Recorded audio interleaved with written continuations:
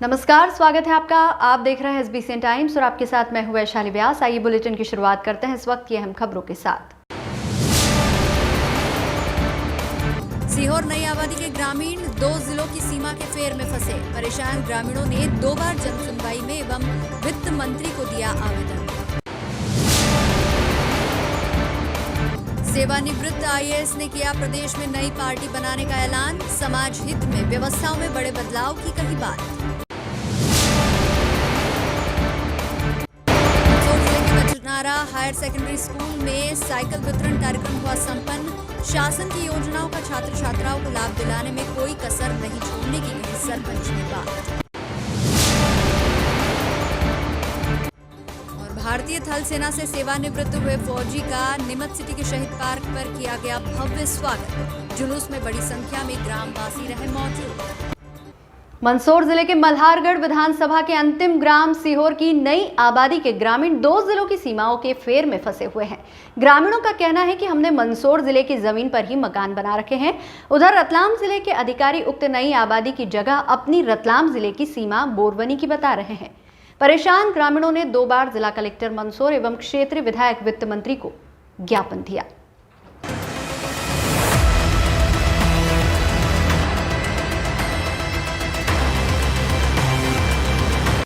परेशान ग्रामीणों ने 2 बार जिला कलेक्टर मंदसौर एवं क्षेत्रीय विधायक वित्त मंत्री को ज्ञापन दिया, फिर भी अब तक निराकरण नहीं हुआ। ग्रामीणों ने कहा, मंगलवार को जनसुनवाई में दिए आवेदन पर कलेक्टर साहब ने 7 दिन में निराकरण करने का बताया। वहीं अधिकारी जांच की बात कह रहे हैं। दरअसल आपको बता दें कि मामला मंदसौर जिले की मंदसौर तहसील के धुंधड़का टप्पा क्षेत्र के ग्राम सीहोर पटवारी हल्का क्रमांक 60 का है, जहां नई आबादी में करीबन 150 परिवार निवास करते हैं, जिनका दावा है कि सन 2006 में अतिवृष्टि बाढ़ के बाद सर्वे क्रमांक 372 पर मकान बनाकर निवास कर रहे हैं। वहीं नई आबादी के ग्रामीण मंदसौर रतलाम जिले की सीमा का गढ़ा हुआ पत्थर से अंदर आबादी होने का दावा कर रहे हैं। ड्रोन सर्वे के बाद उक्त सीहोर की नई आबादी वासियों के मकानों को रतलाम जिले की सीमा ग्राम बोरवनी पटवारी हल्का क्रमांक 9 में बताया जा रहा है। सीहोर नई आबादी के ग्रामीणों ने बताया, सन 2006 में गांव में अतिवृष्टि एवं बाढ़ आई थी।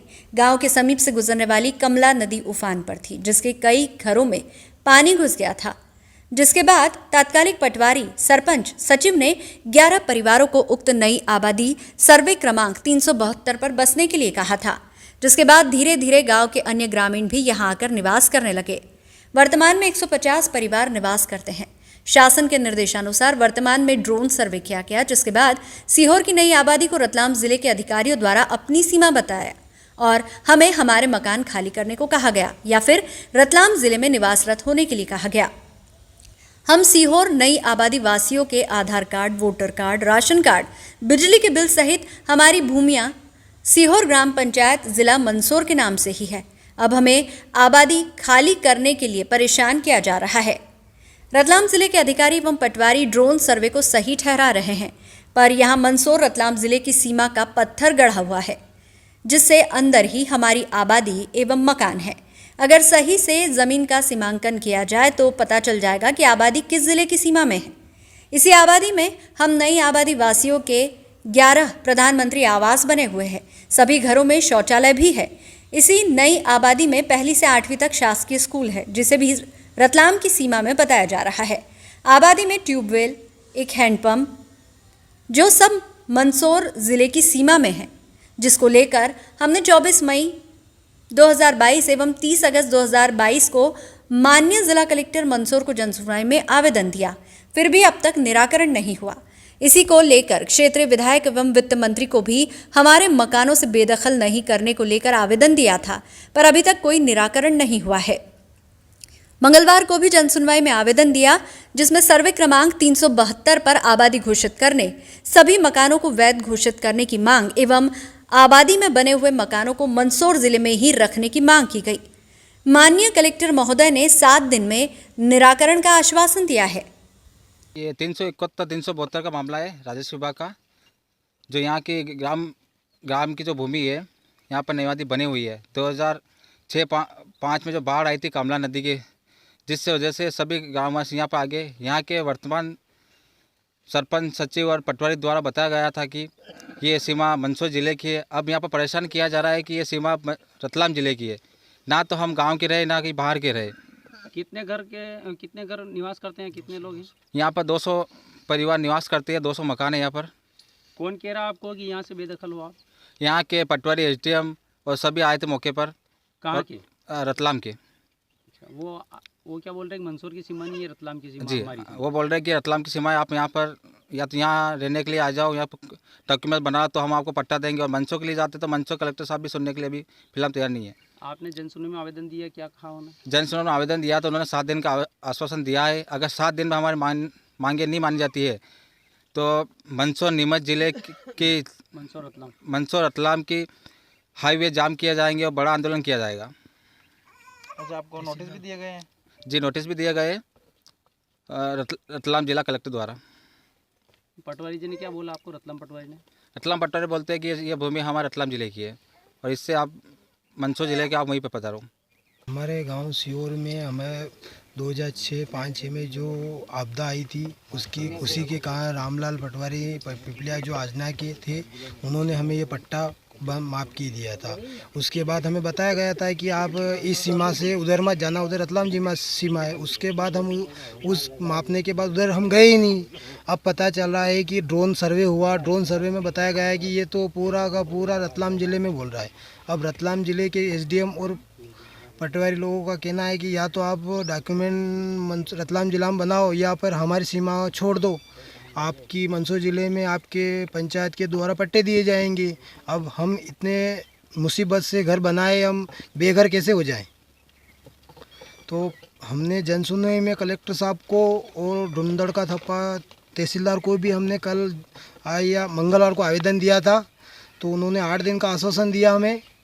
अगर हमारा निराकरण नहीं हुआ तो हम जो भी ग्रामवासी है, हम इकट्ठा होकर गुरुवार शुक्रवार को यहाँ रतलाम मतलब ताल मंदसौर का ये RCC रोड जाम करेंगे, चक्का जाम करेंगे। जल्दी से जल्दी हमारा निराकरण करा जाए।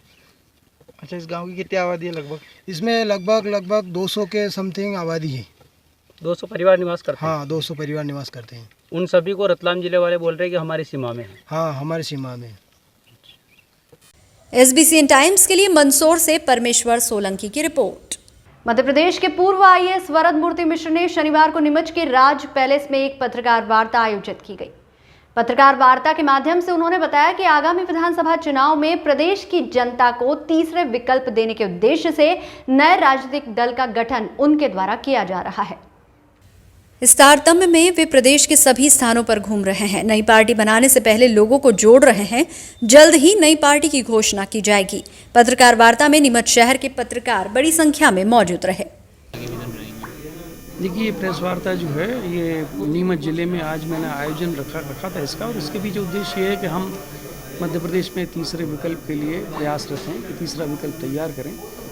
एक राजनीतिक दल के माध्यम से हम आगे आना चाहते हैं और जनता को उसकी जो मूलभूत सुविधाएं हैं और वर्तमान सरकारों से जो जनता का मोह भंग है और जनता के पास विकल्प नहीं है।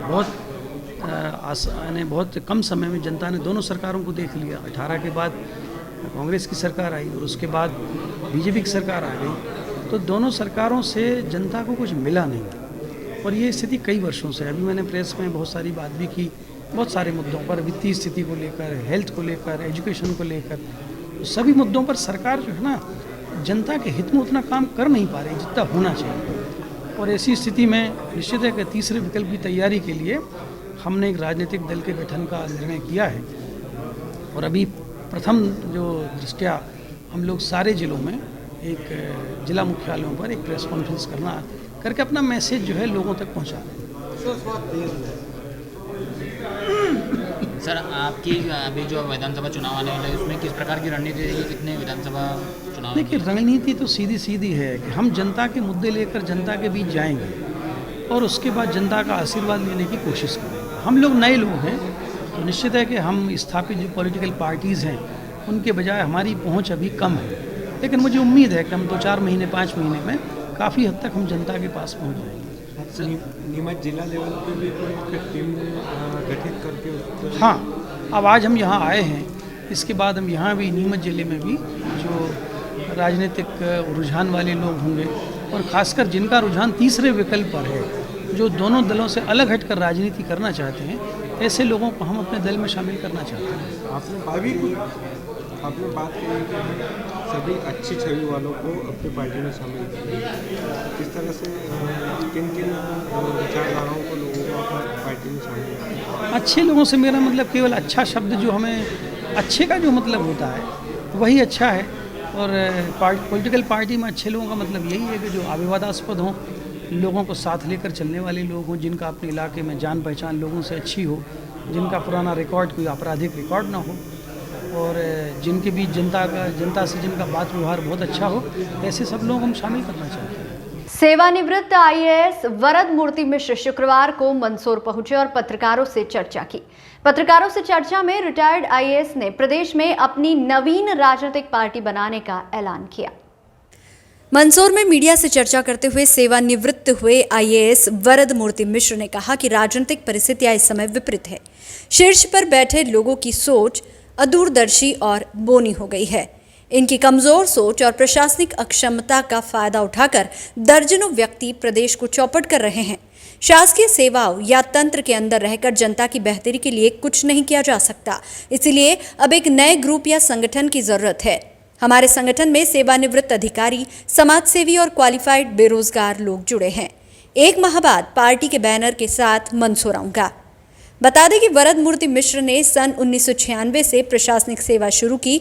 जनवरी 2022 में उनका आईएएस अवार्ड हुआ। सेवानिवृत्ति के 8 साल पहले ही उन्होंने शासकीय सेवा छोड़ दी। अपनी 26 साल की सेवा के दौरान प्रदेश के 12 जिलों में वे विभिन्न प्रशासनिक पदों पर रहे। इंदौर, खंडवा, छिंदवाड़ा में सीईओ, जिला पंचायत भी रहे। मिश्र का कहना है कि प्रशासनिक सेवाओं में रहकर जनता के लिए सिर्फ छोटे मोटे शिविर लगाने के अलावा कुछ नहीं किया जा सकता। जरूरत है व्यवस्थाओं में बड़े बदलाव की, जिसके लिए अब प्रयास करना होगा।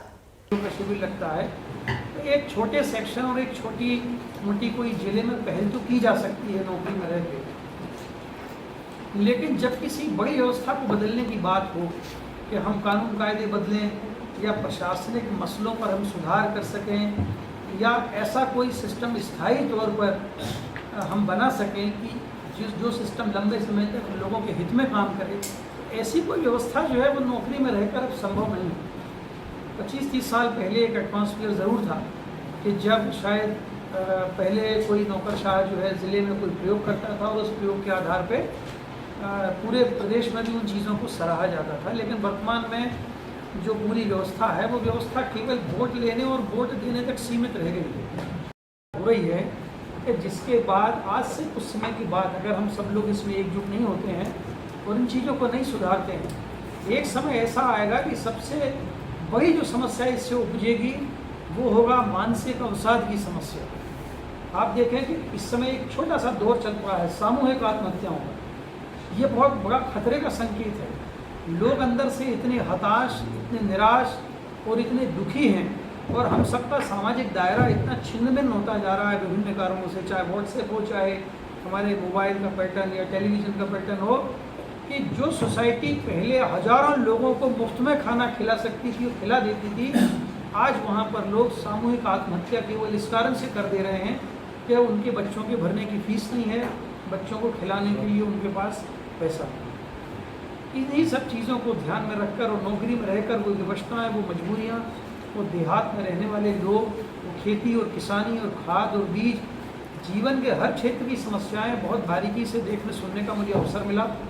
और बाद में फिर मुझे लगा कि नहीं, मेरा मकान भी 4 इमली में था, एक कंफर्टेबल जगह में 4 इमली में बंगले में रहता था, मेरे पास भी वाहन था, शासकीय वाहन, और वो सारी सुख सुविधाएँ मेरे पास थी जो किसी भी दूसरे अफसर के पास होनी चाहिए या होती है। लेकिन मुझे लगा कि नहीं, केवल ऐसी परिस्थिति में कि जब हज़ारों लोग जो हैं वो छोटी छोटी बातों के लिए परेशान हो, एक व्यक्ति बंगले में रह ले, अच्छी तरह खा ले और केवल अपना जीवन यापन करके पेंशन लेके निकल जाए, तो शायद ये बहुत वाजिब बात नहीं है। हो सकता है कुछ लोग मेरी इस बात से सहमत ना भी होंगे, पर फिर भी मेरा मानना है कि नहीं, मंदसौर जिले के कचनारा क्षेत्र में हाई सेकेंडरी स्कूल में आसपास ग्रामीण क्षेत्र से आने वाले छात्र छात्राओं को 32 साइकिल वितरित की गई। साइकिल वितरण कार्यक्रम के मुख्य अतिथि ग्राम पंचायत कचनारा के सरपंच हारून कुरैशी, पूर्व सरपंच फतेह सिंह आंजना, प्रिंसिपल सुरेंद्र कुमार एवं समस्त स्कूल स्टाफ मौजूद रहा। शासन के द्वारा गांव से बाहर आने वाले लड़कों व लड़कियों को शासन द्वारा साइकिल वितरित की गई। सरपंच हारून कुरैशी ने संबोधित करते हुए कहा कि छात्र छात्राओं को शासन की योजना का लाभ दिलाने में कोई कसर नहीं छोड़ेंगे। व पूर्व उप सरपंच फतेह सिंह आंजना ने भी अपने विचार रखे। जो कि एक बाहर जितने भी बालिका बाहर से पढ़ने आती है, लसूड़िया गुराड़िया जहाँ से भी आती है, उनके लिए साइकिल की व्यवस्था शासन के द्वारा की गई है और ये शासन की एक सबसे महत्वपूर्ण आवश्यकता होती है और उस बजट के लिए मध्य प्रदेश शासन ने एक व्यवस्था की है। फतेह सिंह जी साहब, गांव के सरपंच हारून कुरैशी जी, पेरेंट्स जो उपस्थित हैं यहाँ पर, मैं आप सभी ने हमारे इस विषय में कहना चाहता हूँ कि ये हमारे शासन की एक महत्वपूर्ण योजना है। माननीय सीएम साहब का इसमें स्पष्ट लक्ष्य है कि बच्चों को पढ़ाई में किसी प्रकार की बाधा न हो और वो आसपास के गांवों में सुगमता से, जहाँ पर उनके गांव में चूँकि हाई स्कूल हायर सेकेंडरी नहीं है और चूँकि पास वाले जगह पर हायर सेकेंडरी जहाँ शासन का उपलब्ध है, उस जगह तक आने में उनको किसी प्रकार कोई परेशानी न हो, वो सुगमता से आए और उनका फिजिकल एक्सरसाइज भी बना रहे। और चूँकि आज जो प्रदूषण और ये हमारी बहुत सारी समस्या है, ये विकल्प के कारण हो रही है, इसके प्रति छात्रों का रुझान भी बढ़े, साइकिल चलाए हुए और वो फिट रहे। और एक मैसेज एक समाज में जाना चाहिए कि हमें साइकिल चलाना है और योग भी करना है और सुगमता से स्कूल पहुंचना और अध्ययन को अध्ययनरत जाने। SBCN टाइम्स के लिए मंदसौर से परमेश्वर सोलंकी की रिपोर्ट। शनिवार को भारतीय थल सेना की 18 वर्ष तक सेवा करने के बाद हवलदार शंकरलाल नायक अपने घर लौटे। नायक ने देश के कई स्थानों पर अपनी सेवाएं दी। नीमच पहुंचने पर रेलवे स्टेशन से उनका भव्य जुलूस निकाला गया, जो शहर के प्रमुख मार्गों से होता हुआ नीमच सिटी स्थित शहीद स्मारक पर पहुंचा। जुलूस शहर के प्रमुख मार्गों से होता हुआ नीमच सिटी स्थित शहीद स्मारक पर पहुंचा। यहां शहीद जवानों को श्रद्धांजलि दी गई। यहां से महाराणा प्रताप चौक होते हुए ये जुलूस नायक के ग्रहण ग्राम कनावटी पहुंचा। जुलूस में बड़ी संख्या में उनके प्रियजन ग्रामवासी मौजूद रहे।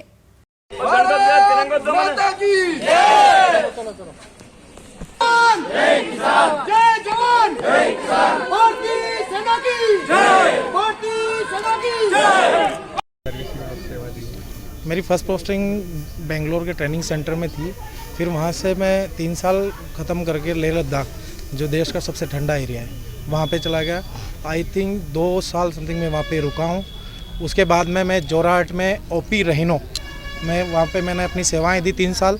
फिर उसके बाद वापस मैं जयपुर में रहा डिज़र्ट एरिया में, और उसके बाद वापस मैं इंडिया चाइना बॉर्डर जोशीमठ में रहा। वहाँ से मैं वापस आया बेंगलोर पोस्टिंग, और लास्ट मेरी पोस्टिंग जम्मू कश्मीर के अखनूर सेक्टर से मेरी रिटायरमेंट हुआ। आप कितने वर्ष की सेवा? अब मैं 18 साल 8 महीने की सेवानिवृत्त। आप सेवानिवृत्त हुए हैं, तो अब आगे आपकी क्या प्लानिंग है और किस यूनिट में जाना चाहेंगे और कुछ सेवा देना चाहेंगे? अभी देश सेवा करिए, थोड़ी समाज सेवा करेंगे सर। ऐसा कोई किया यहाँ पर विवाद या कुछ ऐसा आपके द्वारा युवाओं को प्रेरित करना चाहिए ऐसा कोई इंसिडेंट आप बताएं? युवाओं के लिए तो बस इतना ही है कि देश सेवा करने का जब भी किसी भी युवा को 1 दिन 1 साल 1 महीना जितना भी टाइम मिलता है वो ले लें और देश की सेवा करें। हवलदार शंकरलाल। शनिवार को नीमच के कैंट क्षेत्र में स्थित PM राय स्कूल में भारत विकास परिषद के द्वारा एक कार्यक्रम का आयोजन किया गया। गुरु वंदन छात्र अभिनंदन अभियान के तहत यहां 57 शिक्षकों और 12 छात्राओं का सम्मान किया गया। कार्यक्रम में मुख्य अतिथि के रूप में नीमच विधायक दिलीप सिंह परिहार व भारत विकास परिषद के पदाधिकारी और कार्यकर्ता उपस्थित रहे। इस दौरान कार्यक्रम में स्कूल स्टाफ के सदस्य और बड़ी संख्या में छात्राएं भी उपस्थित रही।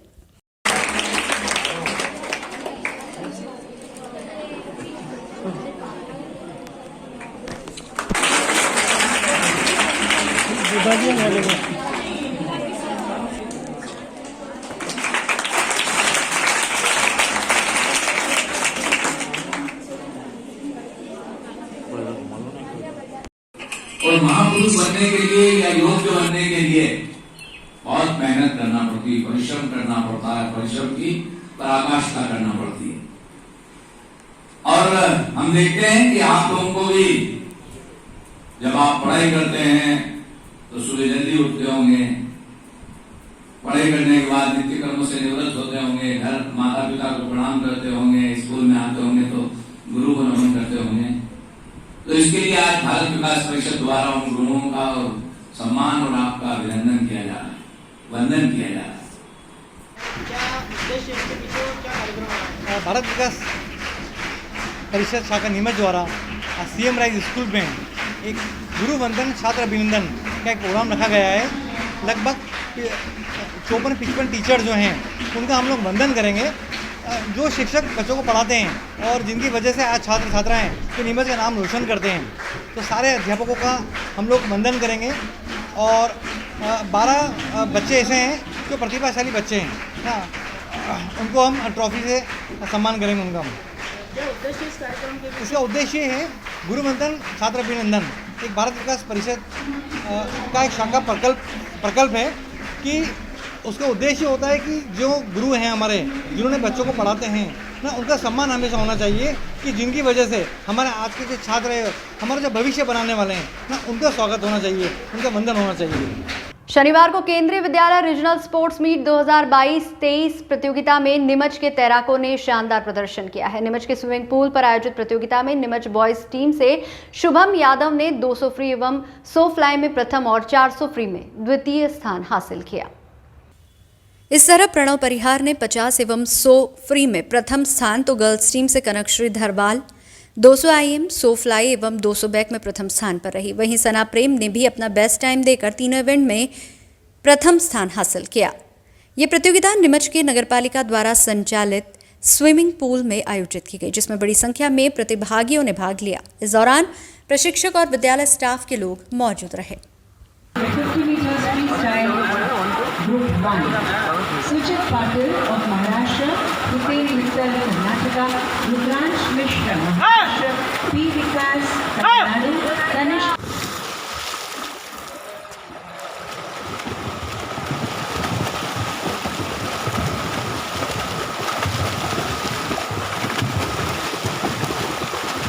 शनिवार को नीमच पुलिस कंट्रोल रूम पर एक प्रेस वार्ता आयोजित कर 31 अगस्त को कृषि उपज मंडी स्थित गोदाम से चोरी गए अष्टगंध के मामले में पुलिस ने माल सहित 11 लोगों को गिरफ्तार किया। इस मामले में पुलिस ने तकनीकी साक्ष्य व मुखबिर की सूचना पर मास्टरमाइंड आरिफ उर्फ जग्गा तथा जितेंद्र उर्फ काणा को पकड़ा, जिनकी निशानदेही पर कुल 15 लोगों को संदिग्ध माना। इसमें 11 आरोपीगण को गिरफ्तार किया गया है। साथ ही चोरी गया 20 क्विंटल अश्वगंधा तथा घटना में प्रयुक्त टेम्पो जब्त किया गया है। शेष माल एवं 4 आरोपियों की तलाश जारी है। उसी तरीके से उनके द्वारा चोरी की गई और उसमें टेम्पो का उपयोग किया और पीछे से दुकान का उसका छेद बना के जिस तरह से आउट ब्रेकिंग होती है उस तरह से उसको किया गया है।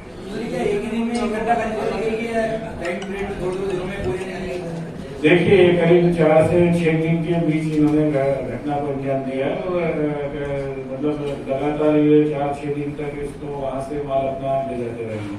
जिस तरह से ये घटना कारित हुई है तो मंडी की सुरक्षा के लिए क्या किया जाना चाहिए आपके हिसाब से, और क्योंकि इनको 3-4 दिन लगे घटना कारित करने में, तो वहाँ पर इस बुलेटिन में फिलहाल इतना ही। लगातार न्यूज अपडेट्स के लिए देखते रहिए SBCN टाइम्स। नमस्कार।